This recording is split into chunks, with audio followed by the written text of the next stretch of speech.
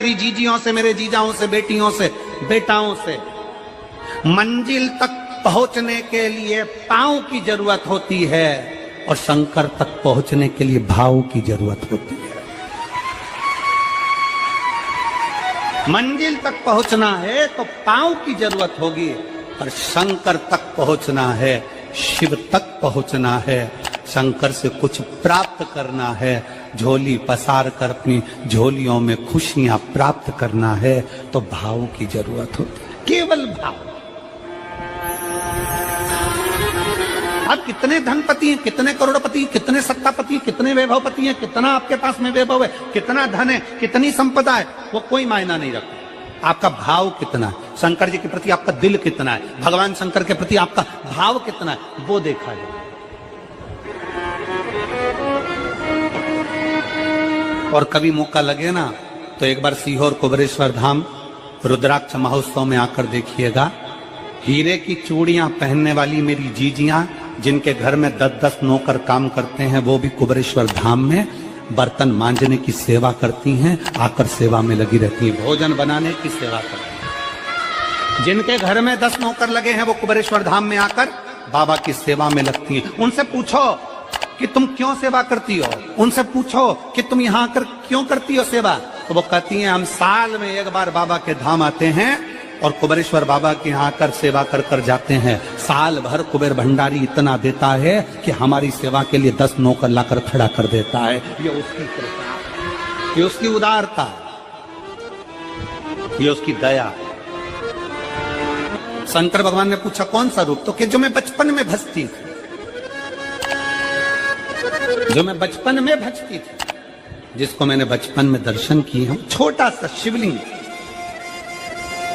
छोटा सा शिवलिंग, ठीक है, छोटा सा शिवलिंग का रूप शंकर भगवान रखने को तैयार हो, ठीक है। शिवजी ने पूछा कि मुझे उठाएगा कौन। पार्वती जी मुस्कुरा कर कहती हैं, सुनो भोलेनाथ, आप अगर अपने असली स्वरूप में बैठते हो ना, तो दुनिया का कोई तुम्हें तिल भर नहीं हिला सकता, पर जब तुम छोटे से शिवलिंग के स्वरूप में हो जाते हो तो कोई बच्चा भी तुम्हें गोदी में ले लेता है, क्योंकि वो आपको भोला मानता है, वो आपको भोला मानता है,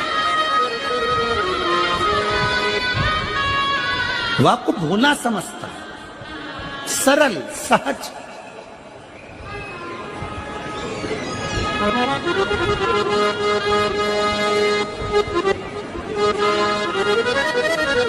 बहुत बड़ा दर्शन का फल है।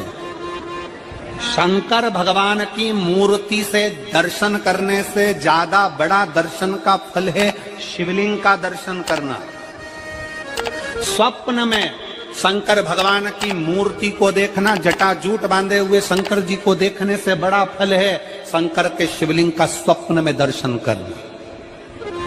अगर सपने में किसी को शंकर का शिवलिंग दिखता है, सपने में कोई अपने घर से पानी चढ़ाने शंकर को जा रहा है, मैं लोटा भर के जल चढ़ा रही हूं, सपने में दिख रहा। और कई कई ऐसे भी होते हैं जिनको सपने में दिखने की जगह वो सपने में चल भी देती है।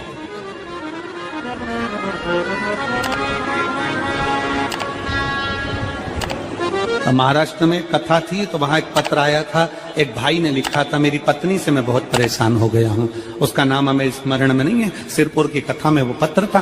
तो उसने लिखा मैं अपनी पत्नी से परेशान हो गया हूं। तो उससे हमने एकांत में बुलाकर पूछा, भाई ऐसा क्या हो गया, बता तू क्या हुआ। उसका फोन नंबर था, उसको फोन लगवाया, पूछा क्यों परेशान हो गया। उसने कहा मेरी पत्नी रात को चिल्लाती है, बोल बम का नारा है बाबा एक सहारा। कभी कभी सपने में बैठकर चिल्लाती रहती है, ऐसे बैठ जाएगी और चिल्लाएगी श्री शिवाय नमस्तुभ्यं, श्री शिवाय नमस्तुभ्यं।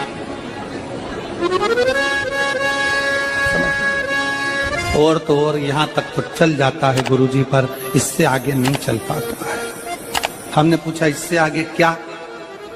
नींद में रसोई घर में जाना चाहिए, बाजू में बोतल रख के सोती है ना पानी पीने की, वो ही बाटल उठ के मेरे को शंकर जी समझ के उंडेल देती है। दिक्कत है,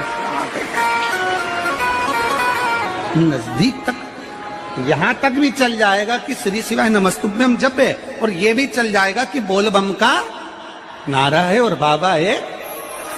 पर ये नहीं चलेगा कि वो पानी की बोतल ठंड में मेरे ऊपर डाल दे उनके लिए।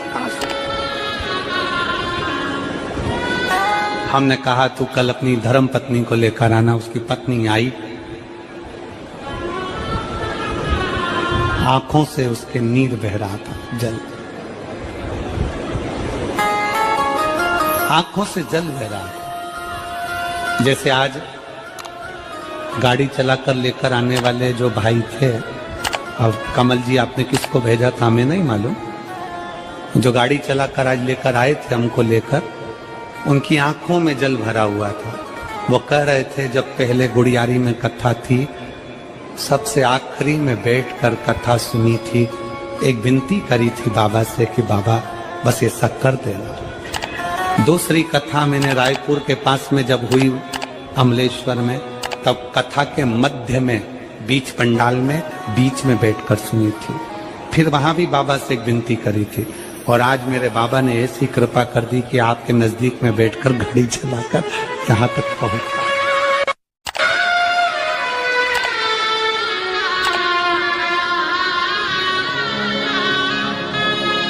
शिव कृपा। गाड़ी चलाते चलाते उनकी आंख में जल था, तो हमने उस दीदी से पूछा, जीजी तुम रो क्यों रही हो, ये बता, रोने का कारण क्या है?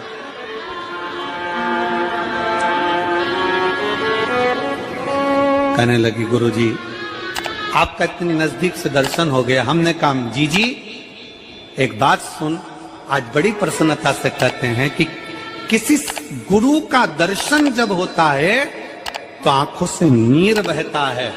भगवान से प्रार्थना करना कि एक बार उसका दर्शन हो जाए तो हमारी जिंदगी उसकी हो जाए, उसका दीदार। कितनी आतुरता थी मेरे राम जी की। राम जी ने शिवलिंग की स्थापना जब रामेश्वर में करी, उसके पहले राम जी ने हनुमान जी से कहा जाकर कैलाश पे से शिवलिंग लेकर आओ। रामचरितमानस का स्मरण करिए, जाओ कैलाश पर से शिवलिंग लेकर आओ, मुझे यहाँ पर पूजन करना है। राम जी ने हनुमान को शिवलिंग लेने भेज दिया। रामेश्वर धाम में राम जी इंतजार कर रहे थे, तभी हनुमान जी तो गए थे शिवलिंग लेने के लिए, और मां जानकी ने शिवलिंग का निर्माण कर दिया। राम जी ने शिवलिंग का निर्माण कर दिया, जानकी जी ने शिवलिंग का निर्माण कर दिया। मतलब शिव जी को प्राप्त करने के लिए क्षण की भी देरी नहीं करना चाहिए। तुरंत हनुमान जी शिवलिंग लेकर आए, हनुमान जी की आंख में जल।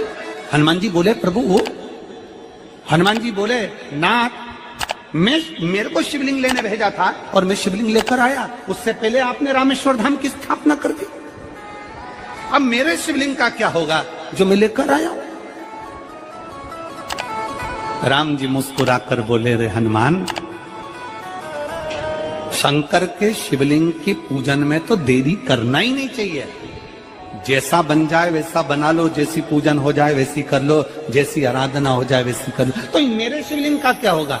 राम जी ने कहा चिंता मत करो हनुमान, इस शिवलिंग को मैं ले जाकर स्थापित करता हूँ। एक शिवलिंग हनुमान जी महाराज का स्थापित करा, एक शिवलिंग सीता जी के हाथ का राम जी ने स्थापित करा। जो सीता जी के हाथ का स्थापित करा वो रामेश्वर शिवलिंग हुआ, और जो हनुमान जी के हाथ का स्थापित किया वो हनुमतेश्वर शिवलिंग हुआ, जो आज भी रामेश्वर में विराजमान। भगवान राम जी ने कहा सुनो हनुमान, जो रामेश्वर का दर्शन करने के लिए आएगा, रामेश्वर बाबा पर जल चढ़ाएगा, गंगोत्री से जल लेकर यहाँ पहुंचेगा, और गंगा जल जब वो रामेश्वर भगवान को चढ़ाएगा, रामेश्वर भगवान को चढ़ाया हुआ बड़े भाव से थोड़ा सा जल जब तक वो हनुमतेश्वर को नहीं चढ़ाएगा तब तक उसके 12 ज्योतिर्लिंग की यात्रा पूर्ण नहीं होगी। हनुमतेश्वर ज्योतिर्लिंग पर भी शिवलिंग का रूप धारण करे शंकर जी विराजमान। भगवान के स्वरूप से बड़ा शिवलिंग, और जितना पूजन का मौका मिल जाए, कोई कह दे ना, हमसे कोई कह दे किसी के यहाँ जाओ और कोई कह दे कि गुरुजी हमारे घर के मंदिर का दर्शन करिए, सबसे बड़ी खुशी हमारे जीवन की। ऐसा लगता है अंदर फुलझड़ियां फूट गई। उसमें भगवान शंकर का दर्शन होगा, उसमें लाडले ठाकुर का दर्शन होगा, उसमें उनकी कुल देवी का दर्शन होगा, उसमें देवता का दर्शन होगा। परिवार से मिलेंगे बाद में, पहले मिलो अंदर विराजमान शिव से। कई बच्चे गले में रुद्राक्ष पहने रहते हैं ना, कई बच्चे, कई बेटियां, कई माताएं अपने गले में रुद्राक्ष पहनी रहती हैं। कई मेरे भाई अपने गले में रुद्राक्ष पहने रहते हैं।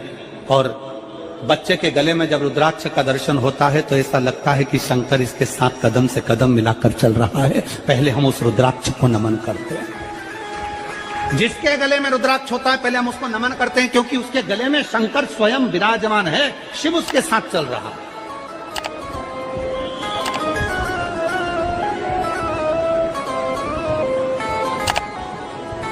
शिव उसकी साक्षी दे रहा है।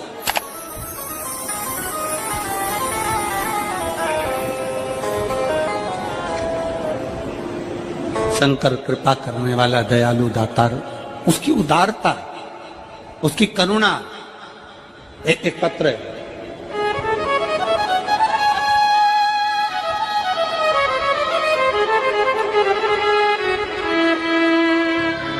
मेरा नाम जानकी देवी, पति श्री बुद्धराम, शिव के अधीन होकर, शिव के अधीन।